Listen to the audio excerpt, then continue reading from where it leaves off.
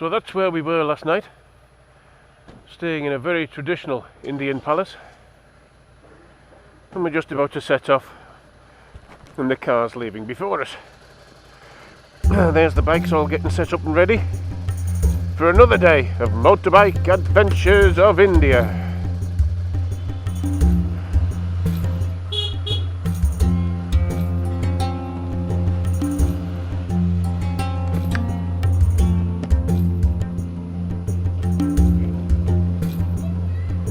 All the little kids going to school, all in their uniforms.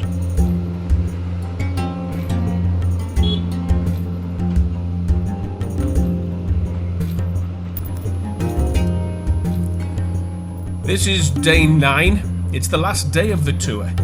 Even though there is another day after this as we go back to Delhi, this is the actual last day of the tour as we leave from Nimaj back to Jaipur. So only 2 days to go. Coming towards the end of the adventure. Heading back now to Delhi.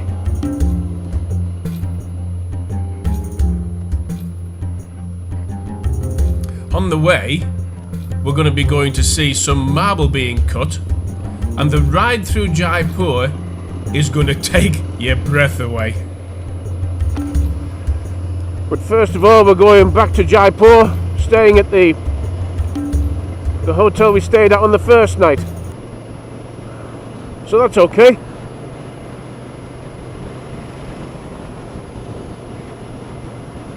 All good things must come to an end. Oh no, they don't need to. They don't need to at all.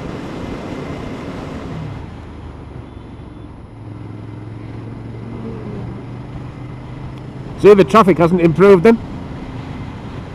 Overtaking everything. Ah, there might be something coming the other way, that doesn't matter, I'll push them out of the way. Oh my god. Some things never change.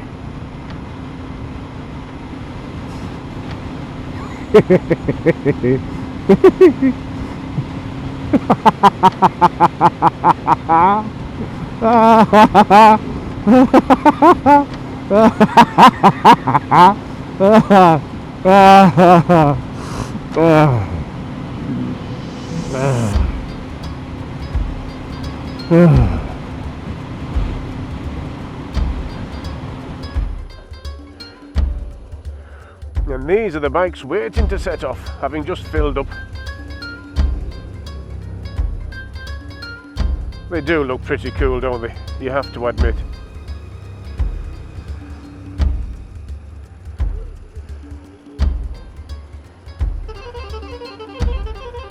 And there's mine. Hee hee.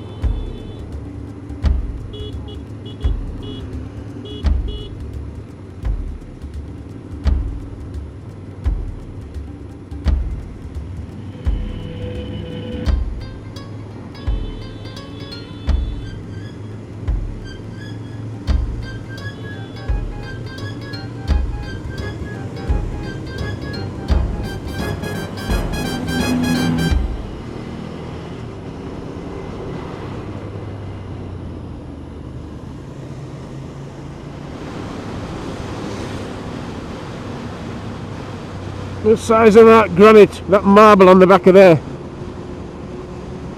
Look at the size of that lump.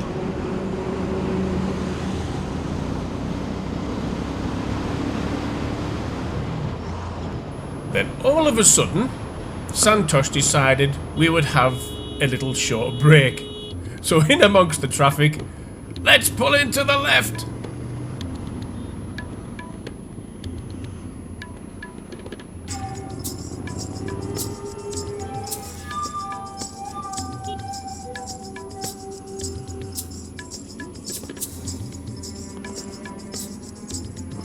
And then let's try driving towards the oncoming traffic.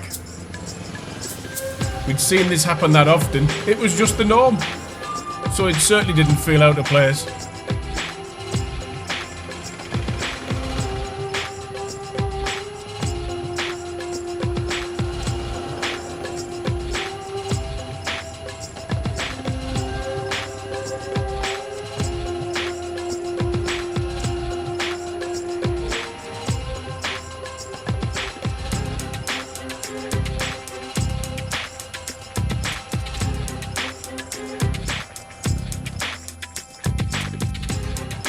So, having had our break, and me having had a bag of crisps, it was continuing our quest on to Jaipur.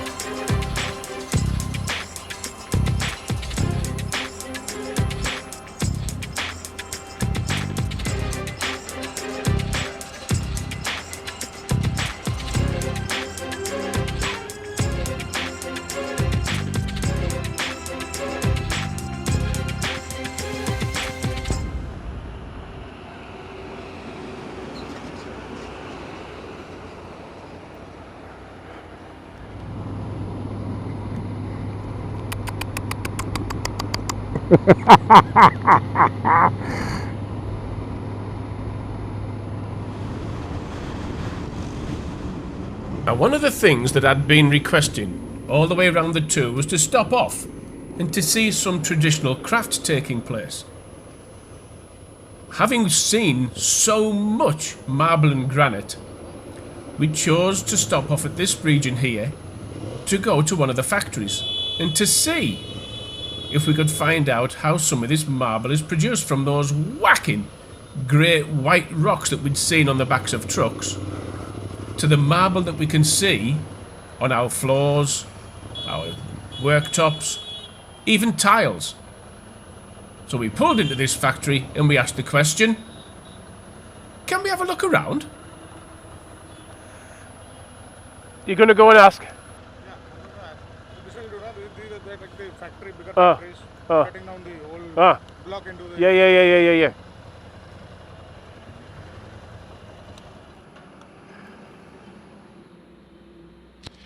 We've been given permission to walk around one of these marble outside showcase areas. We've seen on the trucks where huge chunks of white stuff, white rock, has been on the back of these, and this really is the end result. This region being somewhat famous for its marble and granite production, and hopefully what we're going to be seeing is some of that turned into some of this. And what we're going to be seeing now is the stone actually being cut. Look at the amount of water being used. Multiple blades making multiple sheets of it.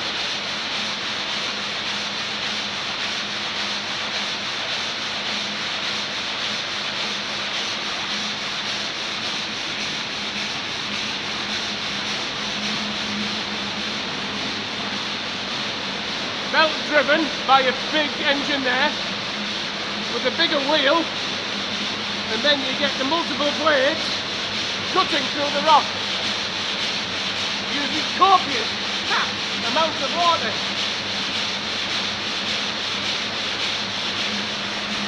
And the process that you're looking at there with the multiple blades will take 4 to 5 hours for it to cut through that block.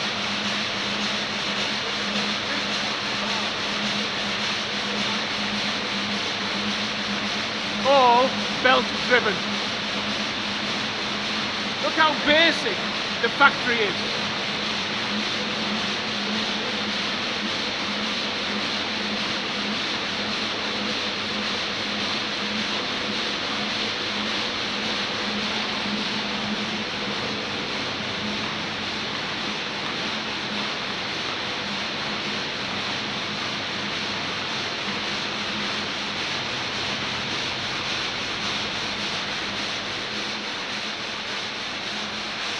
And that's what this area is famous for.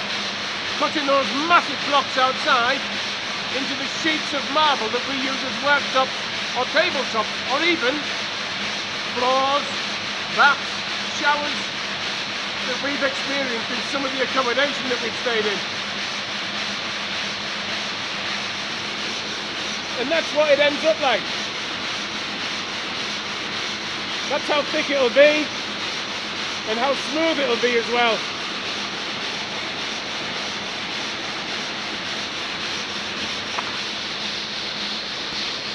And there you've got the remnants of some of the grooves cut with the blades being used. And in addition to that, that's the waste water. And here we have some of the sheets that have already been cut.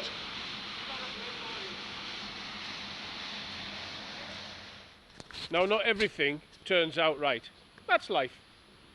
So if you do get a breakage on some of the larger sheets, they come into the smaller machines here, so they can cut the best parts and still use them for flooring, for example. But then the scrap here can also be collected by people and made into a bit of a crazy paving floor. The water that we saw coming out from the cutting goes into those tanks there, and it's taken away for processing. So nothing, as far as they can achieve, is wasted within this process. You've then also got different colours.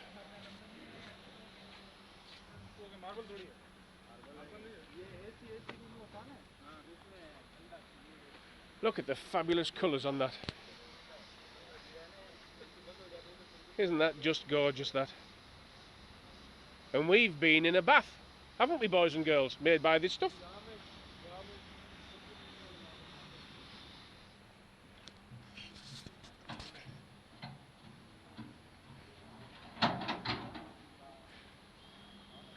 Now in Britain, there'd have to be block and tackle, scaffolding, hard hats, health and safety and everything to get that on the back of there. And it's just done as we would have done years ago. Just lift it up and put it on.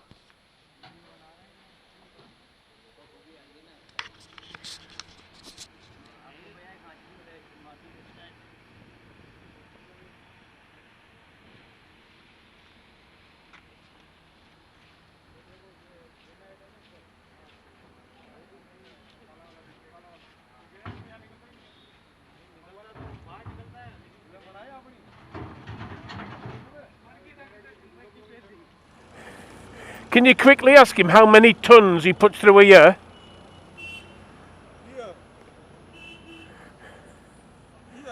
A year? Sure. Yeah. A lot of time. Okay, how much in a month? 1200. 1,200 tons a month.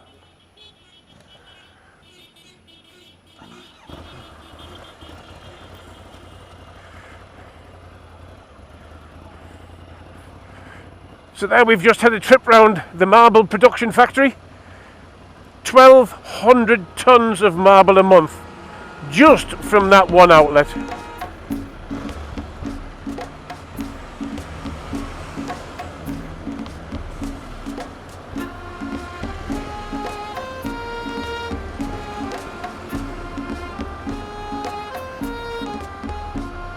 $1,200 tons a month.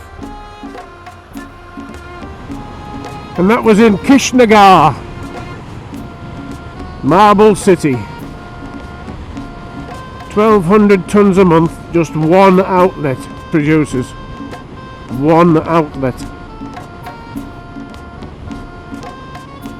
That's unbelievable.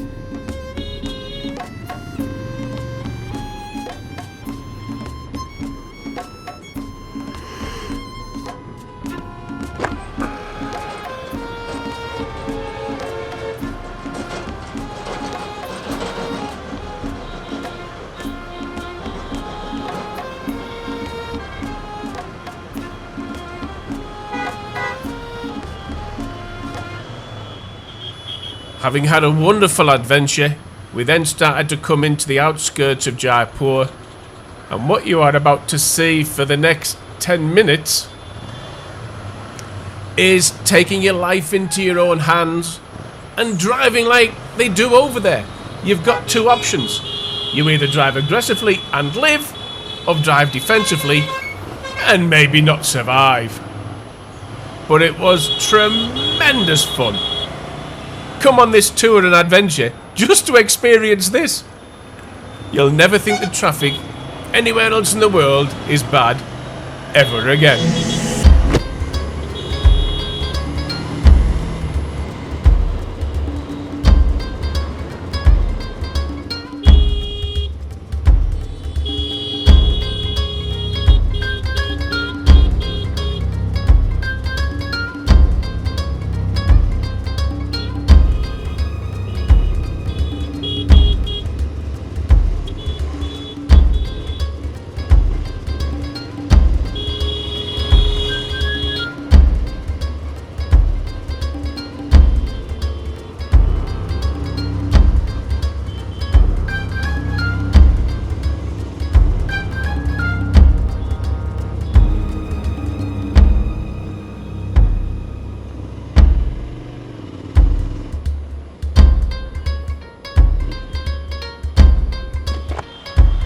Total and utter madness.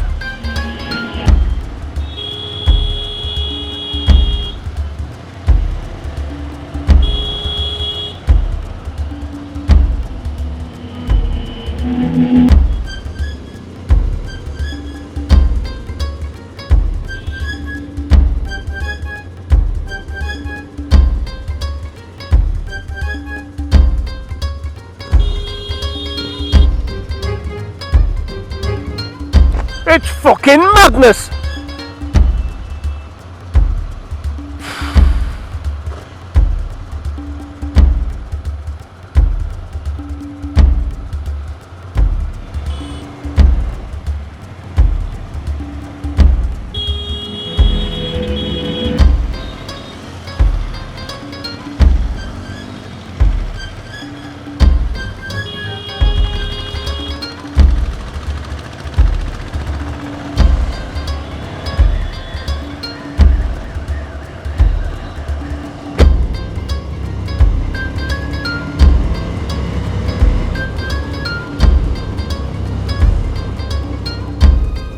God damn, this has to come to an end soon, surely.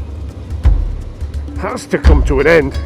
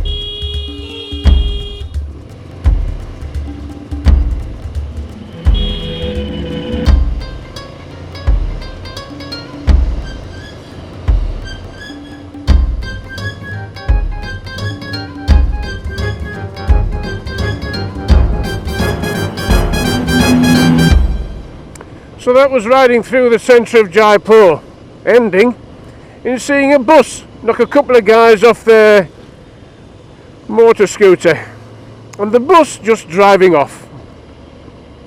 Unbelievable. Unbelievable. But then you've got the palace at the top there, look. The peace and tranquility of a palace after that total and utter mayhem of Jaipur.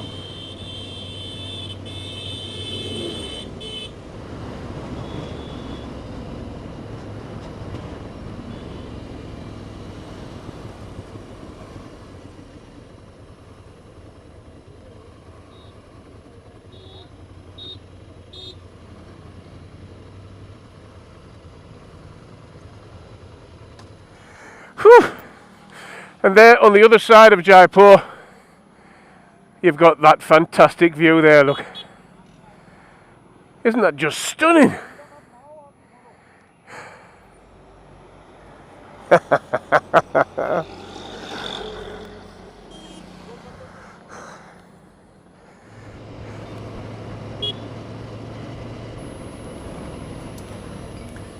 We then, having got through Jaipur, having been 2,100 kilometres, we got off the beaten track, took the back roads to Libawa Fort, which was our accommodation. And I have to say, there were tears in my eyes.